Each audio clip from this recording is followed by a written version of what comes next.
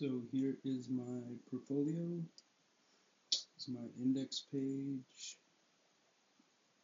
Here are my web resources. I use Crash Course, Khan Academy, PBS Learning Media, Marginal Revolution University, US Government, and Fred.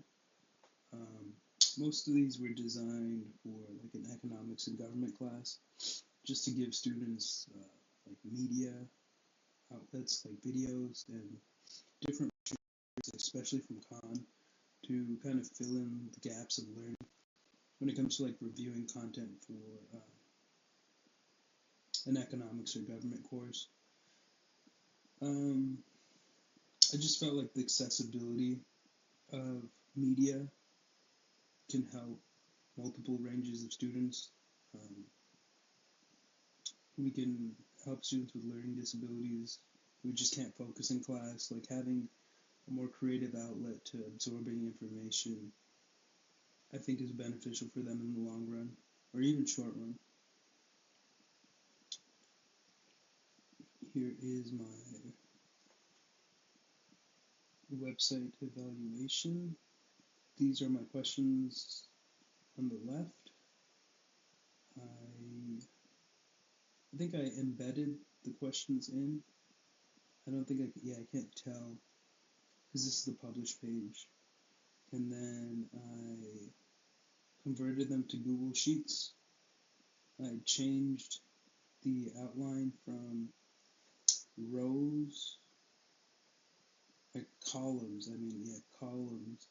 The questions and then the answers were in column format, and I changed it to rows just because I thought it looked a little better. Here's my instructional video. I did using ChatGPT for writing outlines and avoiding plagiarism. I used a free website called Loom to record I'm using it right now to record this, to record the audio screen and my face. It's basically a lecture on using, it's actually close to 5 minutes on using ChatGPT to create outlines instead of just getting a prompt and copying it. I think it's important to get students started on writing outlines at a pre-college level, because I think it's something we avoid when we're in college.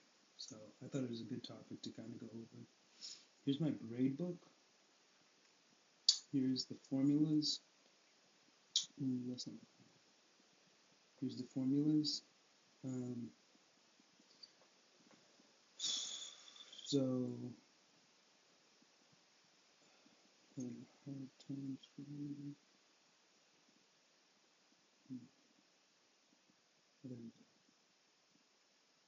So I got the students. I used random number generators on this, and then I special copied, pasted it, so the numbers weren't always changing. I just did some conditional formatting so I could see, students above a certain level. So students who got an A are in red, a B in green, and C are in yellow, and then students who got a D or an F are not colored or conditional formatted. So I got a summation of the percentage for homework, their report grades, and their midterm and final, and then that was a percentage, and then their final grade is a percentage. And right here at the bottom, I ran a test student just to make sure all the percentages lined up. And it looks a bit better when it comes to seeing the complete product, so we can see the test student on the bottom. I just wanted to make sure everything at the end equaled 100%. And so we can see for a homework grade, student 4 got 23%, 25% on the reports, and 38% for their test. I didn't have it included here because it kind of made the screen a little smaller, but I had the rubric on the side, the syllabus, and I also created a filter search that, in the future when I have hundreds of students, I can just look up one student's name and it'll filter search and just give me that student's data. just a way to stay organized. I thought it was fun. I like using Excel. So next up is my lesson plan. Um, the topic is scarcity and how it shapes society. Again, for an economics course, it should be like around the first course that I'm teaching. Mm, the content standards.